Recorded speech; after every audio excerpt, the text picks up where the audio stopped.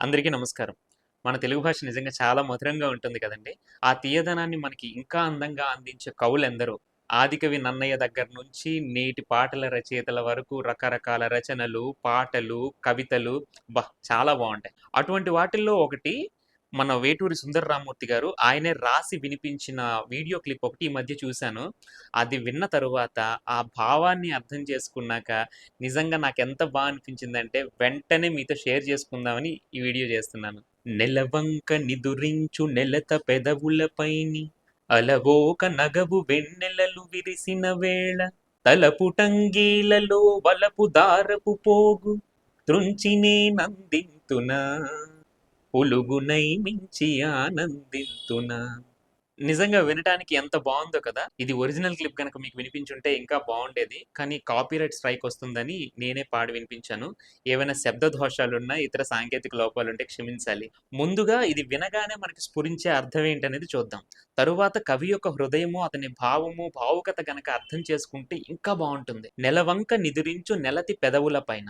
నెలవంక నిదురిస్తున్నట్టుగా అనిపించే స్త్రీ యొక్క పెదవుల పైని. అయితే నిదురించినప్పుడు చీకటుంటుంది కదా! కానీ అలవోక నగవు వెన్నెలలు విరిసిన వేళ. నెలవంక నిద్రించిన ఆమె నవ్వు నుంచి వెన్నెల విరిసిన వేళ తలపుటంగీలలో వలపు దారపు పోగు. తలపు ప్లస్ అంగి టుకార సంధి వస్తుంది. అంటే మనస్సనే వస్త్రము నుంచి ఈ పోలిక చూడండి. వస్త్రంలో ఎలా అయితే అనేక రంగుల పోగులుంటాయో, మన మనస్సులో కూడా అనేక రకాల భావాలు ఉంటాయి. ప్రేమ, కరుణ, జాలి, దయ, అలాగే కోపం, బాధ, ద్వేషం ఇలాంటివి. వాటిల్లోంచి వలపు దారపు పోగు త్రుంచినే నందింతున. త్రుంచి అంటే ఇక్కడ ప్రేమను త్రుంచడం కాదు. ఆ దారపు పోగును త్రుంచి అంటే ప్రేమ అనే పోగుని నేను అందించనా? అంటే నా ప్రేమను చెప్పనా? లేదా పులుగునై మించి ఆనందింతునా. పులుగు అంటే పక్షి. అంటే పక్షిలా ఆ వెన్నెలని ఆస్వాదిస్తూనే ఉండనా? వన్ సైడ్ లవ్ అనమాట. అని ప్రేమికుడు ఒక అమ్మాయిని చూసి అనుకుంటున్న భావనని ఎంత అందంగా చెప్పారు. అయితే ఇక్కడే అసలు కథ ఉందనమాట. దీన్ని ఇంకొంచెం తర్కించి చూసామనుకోండి, ఇది వింటే నిజంగా చాలా బాగా అనిపిస్తుంది. కవి హృదయం ఏంటి, ఆ భావుకత మనం అర్థం చేసుకుంటే ఇంకా బావుంటుంది. అయితే దాని గురించి చర్చించే ముందు ఒక 2 విషయాలు ఇక్కడ ప్రస్తావించాలి. మొదటిది అత్రి మహాముని, అనసూయమ్మలకు చంద్రుడు జన్మిస్తారు. కాకపోతే ఆయన జన్మించే సమయానికి అదంతా కరువు సమయం అన్నమాట.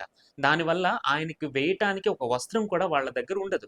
అప్పుడు చుట్టూ ఉన్న వాళ్ళంతా వాళ్ళ వస్త్రాల్లోంచి ఒక్కొక్క పోగును తీసి ఇస్తే దానితో కలిపి ఒక చిన్న వస్త్రంలా తయారైతే అది చంద్రునికి వేస్తారనమాట. అప్పుడు చంద్రుడు ఎవరైతే వస్త్రంలోంచి పోగులిచ్చారో వాళ్ళందరికీ సిరి సంపదలు కలగాలని ఆశీర్వదిస్తారు. ఇది మన పురాణ కథ. దీని ఆధారంగా ఇప్పుడు మా జనరేషన్‌కి అయితే తెలీదు గానీ, ముందు జనరేషన్స్ వరకు ఉన్నది నమ్మకం ఏమిటి అంటే, పౌర్ణమి రోజున వాళ్ళ వస్త్రాల నుంచి ఒక్కొక్క పోగు తీసి పైకి విసిరేవారంట. ఇక్కడ ఆ సంఘటనని కవి తీసుకున్నారు. రెండవది చెకోర పక్షి గురించి వినే ఉంటారు గదా! చెకోర పక్షి అనేది నేలని తాకిన నీటిని స్వీకరించదు. నేరుగా వర్షపు ధారని వెల్లకిలా ఎగురుతూ తాగుతుంది అలాగే మన పురాణాల్లో ఏం చెప్తారంటే, చంద్రుని నుంచి వచ్చిన వెన్నెల నుంచి అమృతాన్ని గ్రహిస్తుంది అని చెప్తారు. ఇప్పుడు ఈ 2 విషయాల్ని ఒక దగ్గర పెట్టుకొని గనక ఈ కవితని ఆలోచిస్తే మనం, చంద్రుడు నిద్రిస్తున్నాడా అన్నట్టుండే ఆ అమ్మాయికి నా వలపు దారపు పోగుని, నా ప్రేమని అందించనా? లేక చెకోర పక్షిలా అక్కడి నుంచొచ్చే వెన్నెలని ఆస్వాదిస్తూ బ్రతకనా? అన్నది కవి హృదయం అన్నమాట.